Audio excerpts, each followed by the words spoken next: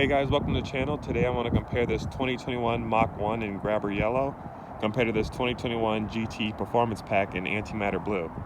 So these are both new colors for 2021. First, let's start off with the 2021 Mustang GT.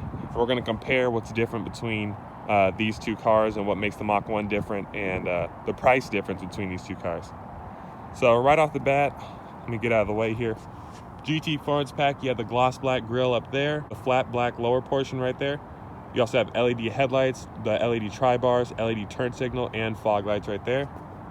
You can see you have the little vents in the corner, but on Performance Pack cars and California Specials with the Performance Pack front splitter, for some reason they don't hollow out the holes. So they are just fake vents, but on my EcoBoost they're real vents. That's kind of weird. I don't know why they did that, but that's the way it is. If you look over here to the Mach 1, you can see the front fascia is kind of redesigned for the lower portion right there. The upper portion, you can see you have the gloss black right there, and then it has the magnetic gray towards the edge of the grille. So you can see that little up close right there. And sorry, both these cars are dirty right now. But you have LED headlights, the LED tri-bar, so that's the same. But on the lower portion, you just have turn signals and they're standard bulbs. You do have these lower vents right here and this cooler lower portion that's also in that gloss black finish. And then you have this huge front splitter in magnetic gray running along the bottom there. And then you also have this really cool Mach 1 stripe down the center with the white outline. And then obviously the regular GT just has the hood vents. There's no stripe or anything on the front. Give you guys one last little look at the fronts here before we go look at the side. All right guys, looking at the side of the GT Performance Pack, you can see you have this black multi-spoke wheel design right here with the 6-piston Brembos with the little red Brembo sticker on it. They are wrapped in Pirelli tires, 255 in the front, 275 in the back. 2018 through 20 GT Performance Packs had Michelin Pilot Sport 4S's, so in my opinion, they downgraded the Performance Pack wheels for 2021. And then if you look over on the side right here, you have the Chrome 5.0 badge. You can't get that in black because you have to get the black accent package. And if you get the black accent package, you can't get the performance package. But looking over here on the side of the Mach 1, it has the base wheel design, but they do have the nice Michelin Pilot Sport 4S tires, 255 in the front and 275 in the back. And then instead of the 5.0 badge, it says Mach 1. I really like the way the badge looks. I think it looks really nice on the side of the car right there. I have this stripe running along the bottom, continuing the Mach 1 theme with the white outline on the stripe. And then if you look up here, you have the turn signal in the mirrors because it is a premium, but you have carbonized gray mirror caps, where on the GT, it's just body colored. All right guys, looking at the backs of the two cars, sorry for the sun glare, I'm trying to block it out, but GT Performance Pack, it does have this nice pedestal spoiler. I really like the design of this spoiler. I think it looks really cool. And you also get the GT badge in the back right there. And this is what the rear diffuser looks like on the GT. Keep an eye on how that looks. And then let's go over here to the Mach 1. You can see it has the bigger polished exhaust tips that you get on the GT 500. It also says Mach 1 right there. And it has this Mach 1 specific rear spoiler, which is a little bit taller than a base GT spoiler, but it's not a pedestal spoiler or like the handling package spoiler. And then if you look at the rear diffuser, it does look a lot more aggressive. I do really like the design of that. But that's about it for the back. The lighting is all the same. I forgot to show you guys under the hoods of these two cars, but the GT Performance Pack looks just like this one, but it has a black strut tower brace running across the top. The Mach 1 does not have an engine cover, has a silver strut tower brace, a GT350 cold air intake, a GT350 intake manifold, and specific tuning, causing it to have 20 more horsepower than a standard GT. Before we hop inside, I wanted to show you guys what the window sticker looks like. So this one is a 10-speed auto car. The Mach 1 is not, but just add $1,500 to the price if you want to compare prices. But this one has the 401A package, the 10-speed auto, the Magna Ride Performance Pack, security package, we don't need that. But active valve exhaust, Bang & Olufsen stereo, and the Recaro seats. So this one's pretty much fully loaded. And you can see a fully loaded Mustang GT does cost pretty much $57,000 now. So that is insane to me. because they raised the price of the performance pack for 2021. So now it's $6,295 instead of like 2020 models where it was, I think it was $5,195, and then 18 through 19 models was $4,000, which was a much better deal in my opinion. But now we're up at $62.95, and you get worse tires, the Pirelli P0s instead of the Michelin Pilot Sport 4Ss. At least worse tires in my opinion. Then if you look up here at the MPG with the 10-speed auto car, it's 15 city, 24 highway, 19 combined. All right guys, checking out the window sticker of the Mach 1 here. You can see it does have the 6-speed Tremec manual transmission. It does have the premium. I found out 700A does mean that it's a Mach 1 premium. And then it has the Recaro seats. But you do have to pay a gas guzzler tax on both 10-speed auto and 6-speed manual. I was mistaken in my manual transmission video. For some reason, that specific one did not have a gas guzzler tax, but they're all supposed to. So I don't know if that was a mistake on Ford's part, the window sticker. I don't know what that's about, but that's just the way it was. But $57,105 for this one. And then if you got the 10-speed auto, just add $15.95 to that. The MPG, 14 city, 22 highway, and 17 combined. So it's a lot worse than the other one, but the 10-speed auto isn't that great either. I don't know what makes it get a worse gas mileage rating than the regular GT Performance Pack, but it does. So it's probably the extra coolers and stuff like that. I'm not sure. One thing I forgot to mention is that this one does not have the Bang & Olufsen. So to be perfectly equal with this one, it would have to have the 10-speed auto and the Bang & Olufsen. So add $25.95. If I do my math correctly, it's about $2,600 more to get a Mach 1 over a similarly spec GT Performance Pack. So it's up to you guys to decide if it's worth it. All right, guys, looking at the door panel on the Mustang GT Performance Pack. Sorry about the sun glare, but that's what it looks like. Just pay attention to what it looks like and we'll see if the Mach 1 is different. I know this for sure is different because the Mach 1 says Mach 1 instead of Mustang, and it does light up. And the Recaro seats are the same on both cars. You see there, Recaro. I don't like how it isn't power and heated and cooled, but it's no big deal, I guess. Pay attention to this interior trim right here. It is different from the GT Performance Pack to the Mach 1. It also says Mustang up there.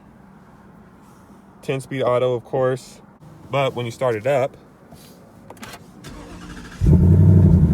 shows the pony. Oh, turn down the music. It shows the pony and the speedometer goes up to 160. So let's go ahead and hop in the Mach 1 and let's look at the differences. All right, guys, looking at the door panel of the Mach 1, it is exactly the same, but there's that Mach 1 sill plate that I was showing you guys earlier, and then the Recaro seats look exactly the same. But if you got the standard seats, the Mach 1 does get a little bit of a different design on them, and it has like a little white strip running along the back area right there. But let's go ahead and hop inside here. Oh.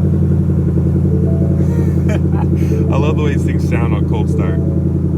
But anyway, let's make sure radio's off and everything. You can see it had that little Mach 1 pop up in the instrument cluster, and the speedometer also goes to 180 instead of 160. I wish all Mustang GTs went up to 180. It's kind of silly that they only go to 160, but that's okay. Mach 1 badge right there.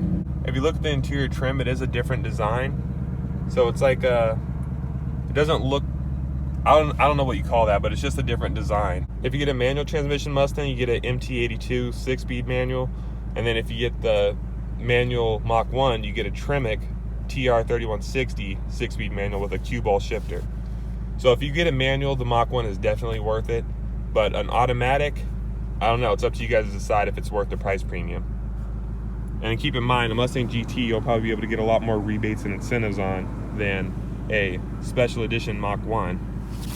But you still get the same bright pedals. Everything else, to be honest, is exactly the same. There's no difference. So I'm gonna go ahead and hop in the Mustang GT over there. We can take it for a quick spin.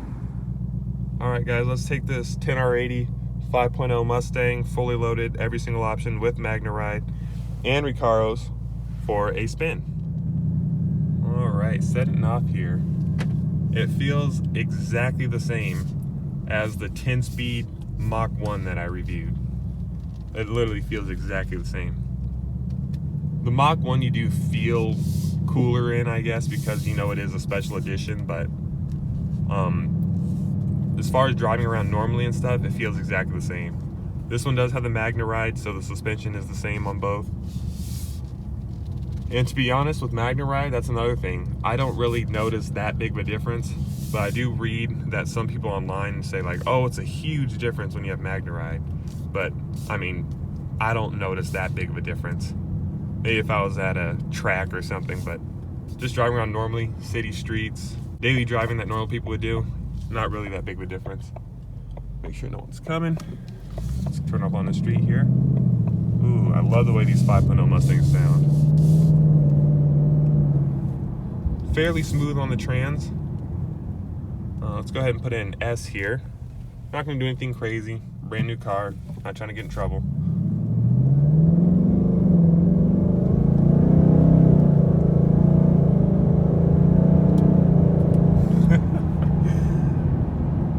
That's pretty cool.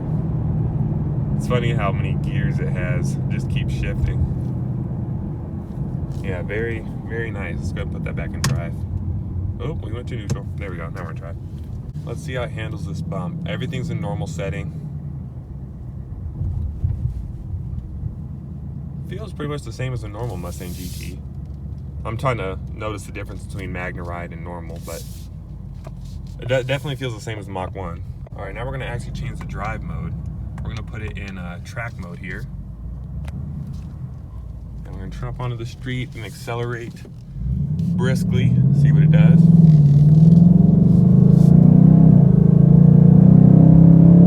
Okay.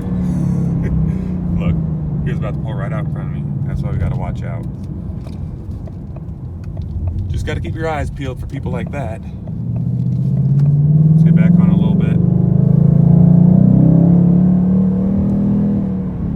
It wants to rev so high, I'm trying not to make it rev.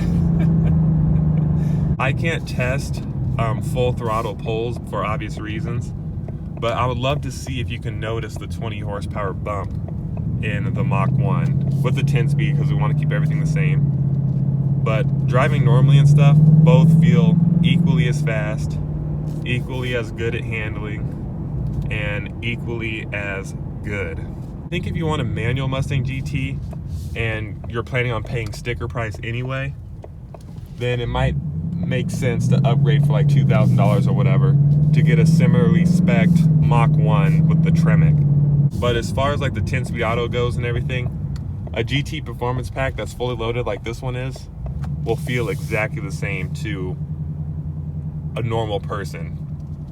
Again, if I was like some drag racer or professional race car driver, I might notice a difference, but normal people, you won't notice a difference. All right, guys, just parked the Mustang GT back. To recap, I recommend getting a Mustang GT Performance Pack over a Mach 1 if you want to save money and you plan on getting the 10-speed anyway, because the GT, like I mentioned earlier, will most likely have more incentives and rebates, and the dealers will probably discount it more than a Mach 1, because a Mach 1 is kind of like the hot new thing right now, and it's a special edition.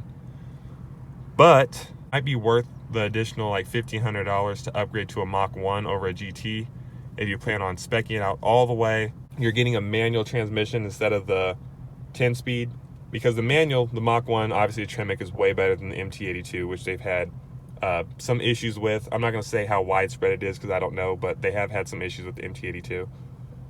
But the Tremec is a really good unit, and I recommend the Mach 1 if you plan on paying full sticker price for your car anyway.